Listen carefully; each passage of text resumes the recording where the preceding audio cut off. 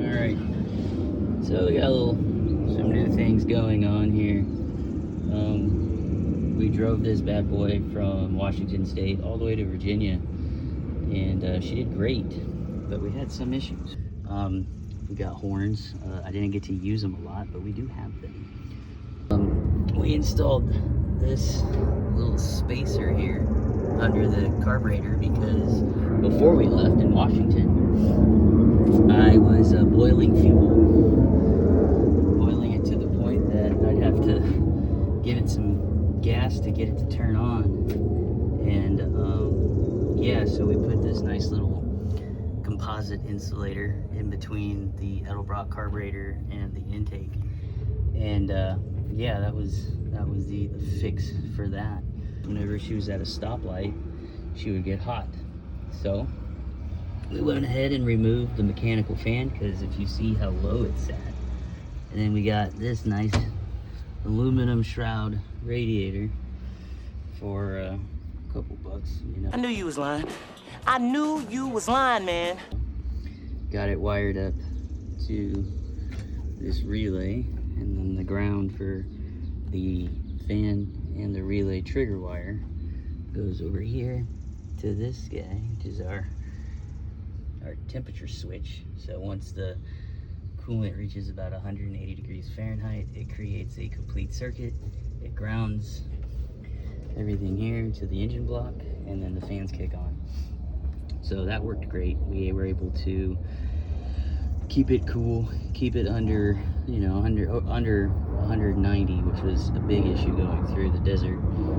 And what else did we do?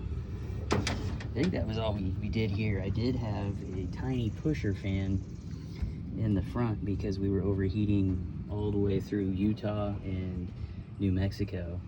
So the idea of the pusher fan, we removed this, put a pusher fan in the front. It had a little temp probe in the fins here, and it would push air anytime we got a little warm.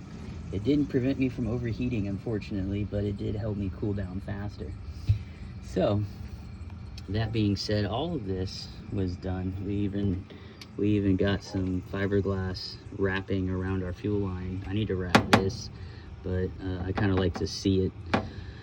So anyway, the heat inside the engine bay was getting so hot, like it just didn't make sense, you know. Even when we got out of the desert and into, you know, Georgia or area type, nothing fixed it. Well, we didn't go through Georgia, we went through Tennessee, but still, it was still getting warm. And so I'm like, okay, well, what's going on? So we did some little troubleshooting. Well, not troubleshooting, we did some what do they call that, band-aid. So I noticed that when I was at a light, it would idle down, bog down, get to about 500 RPM, and then plummet down 400 RPM, and then stall out. So what did we do? We adjusted our throttle, so when I'm at idle, I was pushing closer to 1,000, and then when I'm in gear, it's fine, no big deal. And you know, that worked. I never stalled out, you know, it just kept idling. But that was a band-aid. So here we are in Virginia. I still don't have my household goods, which is why we have this crap here. I'm still waiting on my my tools and everything to arrive. So this was all done with some cheap O'Reilly's off the market, off the shelf kind of thing, not my standard wire strippers and all that. But we got it wired, we got it working. So we're here in Virginia, just kind of piddling around, and we hook our vacuum gauge up because I'm like, why is it idling so high? You know, what's going on here? I know I adjusted that, but it was idling at about, you know, 800-900 RPM. Now it's idling at about 1200, and I'm like, that's high. So I hook up my gauge, and lo and behold, I don't have any vacuum. The gauge is way red, like past the late timing and into vacuum leak and intake or somewhere. So I'm like, okay, well, that sucks. My guess was I had a leak in here, because, you know, this is new.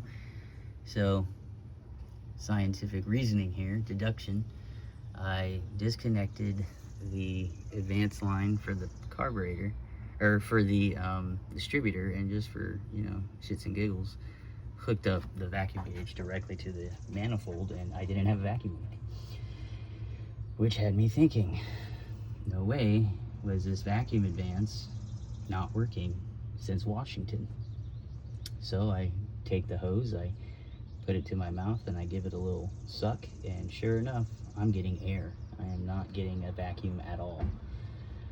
So that leads me to believe the engine getting hot at idle, the extreme engine bay heat, everything all went down to this guy, this little vacuum advance canister.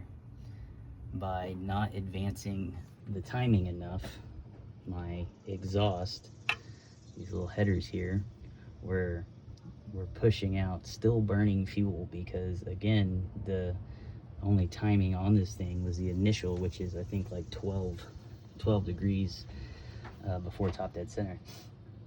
So when I'm at idle, when I'm driving, everything, it's got the base timing. It doesn't have advance to meet the load requirements on this engine.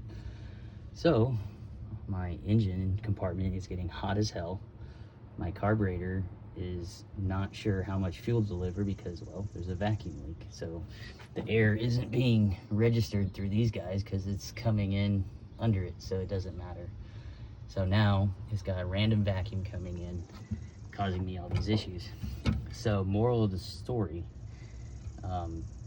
yes, I wanted to do this for a while, but if I had tested the vacuum, removed the distributor from the equation, I would have been able to find that the distributor was the issue and probably got that fixed before the road trip even started. But I mean, you know, hey, we got a little head start on projects that we wanted to get done anyway. Now the only issue is I like this thing to idle at about 600 to 700 RPM, but because this fan pulls so much amps when it kicks on and off, that this new alternator that I did put on before we left makes the amperage, but at idle it can't be below, I want to say 750, 800 RPM, otherwise it starts draining from the battery. So my idle's a little bit higher than I like, but I mean, we've got a new canister on there, she's happier. So yeah, so now she's idling between 700 and 800 RPM versus my 600 to 700 RPM, but you know, she's charging. So we got her hooked up